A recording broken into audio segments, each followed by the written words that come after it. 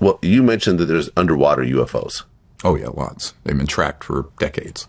I mean, that makes a lot of sense because we've really explored the oceans barely at all. Yes, yeah. Like, what, probably 95% of the ocean has been completely unexplored. And 2/3 of the Earth is covered. Exactly. Yeah.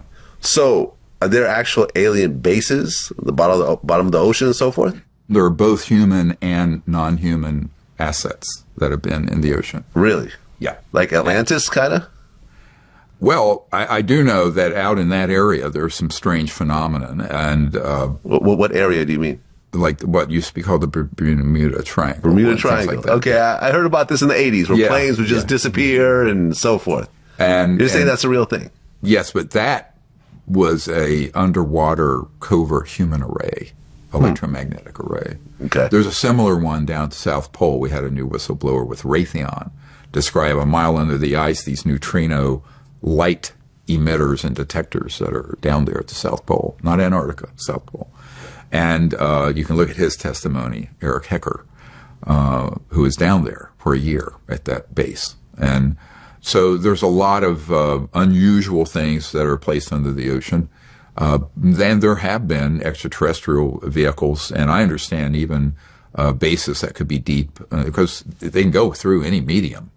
You know, some people call it transmedium. In other words, you can go through water, solid rock, et cetera, and so on. So the technology allows for passing straight through solid matter. Well, yeah, because you said teleportation is a real thing. Yes. And this is what you're talking about. No, that's separate. Teleportation is based on quantum entanglement, but basically what Einstein called the spooky effect, where you could have the same particle two places simultaneously. So a teleportation would be it's here, and it's through a quantum entanglement resonance. Whereas something that would pass, that would look 3D, even the sun shining on it, could pass straight through into a mountain, because the resonant frequency of the matter and the electronics of that craft cause it to mostly be unaligned with the matrix, let's call it, of matter in this dimension.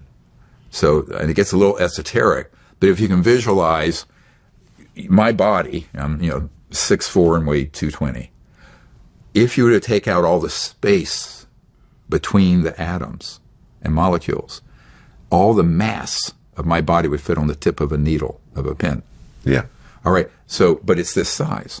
So what if you took this a little bit out of angular momentum frequency?